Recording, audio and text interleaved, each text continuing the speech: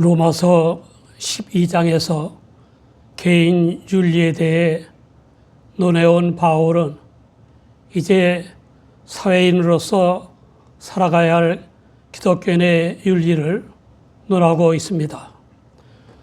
먼저 국가적 권세와 기독교인의 관계에 대해 각 사람은 위에 있는 권세들에게 굴복하라.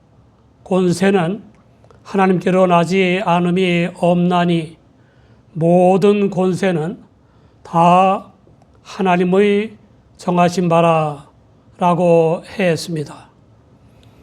각 사람이란 헬라어 파사 푸시케로서 각 호는 이라는 뜻이며 히브리식 표현법으로 각자의 의무라는 관점에서 말하는 것입니다.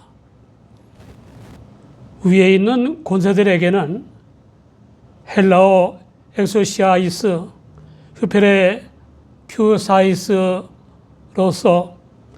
위에 있어서 다스리는 권세들에게라는 뜻입니다. 또한 이 말은 영적 권세 또는 신적 권세라는 뜻도 있습니다.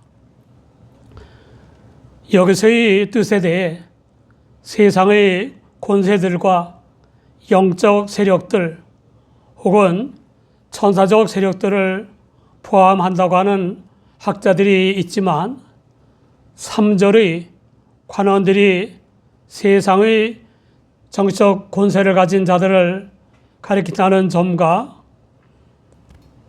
4절의 칼을 가진 하나님의 사자라고 한 점, 그리고 7절의 공세 및 국세라고 한 점 등을 보아 대다수 학자들의 견해인 세상의 권세들을 가리키는 것으로 이해해야 합니다.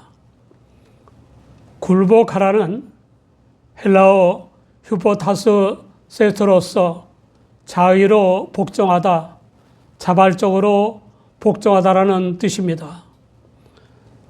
권세들에게 복종하라는 바울의 명령은 당시의 어떤 특수한 정치적인 배경에서 비롯된 방도로서 제시된 것이라는 확증은 없습니다.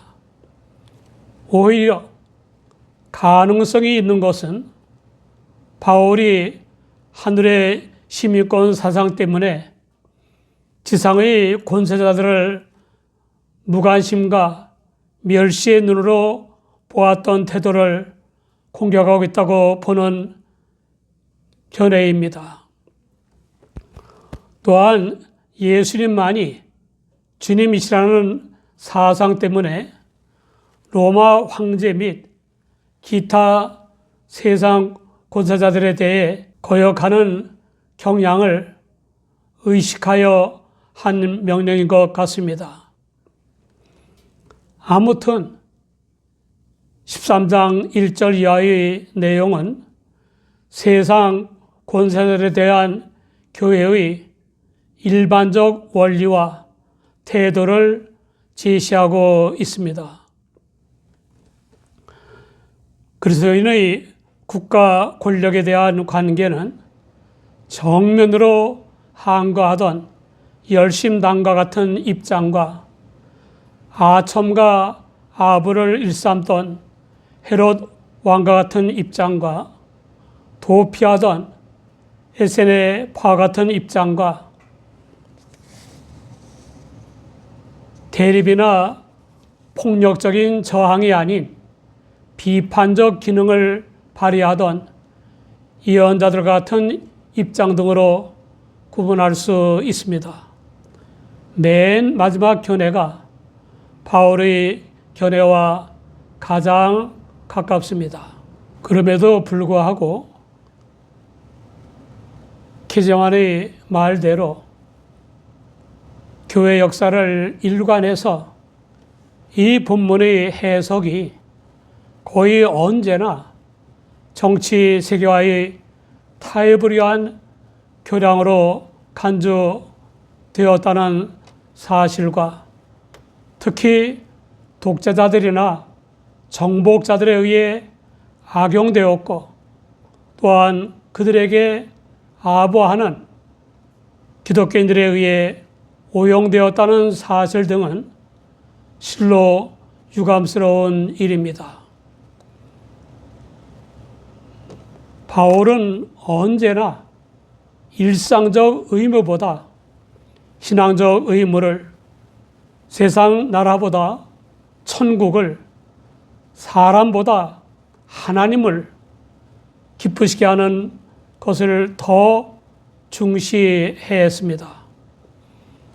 따라서 그의 국가 권력에 대한 복종 역시 이러한 맥락에서 이해되어야 합니다. 바울에게는 하나님에 대한 마땅한 순종은 지상적 형태로는 예속의 상태를 떠남에서가 아니라 그리스도인의 삶의 표적인 겸손에 순응함에서 나타나는 것입니다.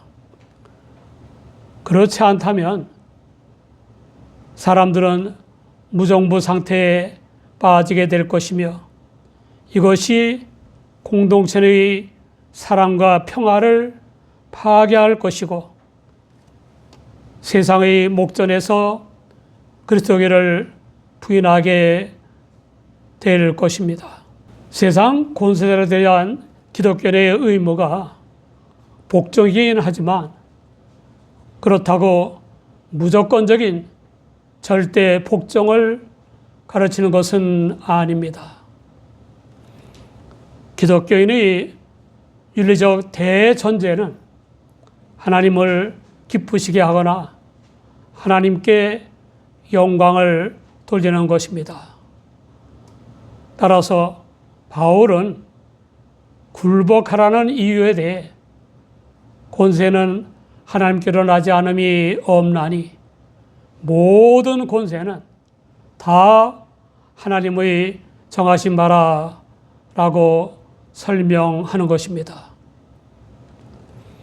권세들이란 하나님께서 위임하신 것이므로 권세자는 하나님의 뜻대로 통치해야 하며 그럴 경우에 우리 기독교인들은 기꺼이 복종해야만 하는 것입니다.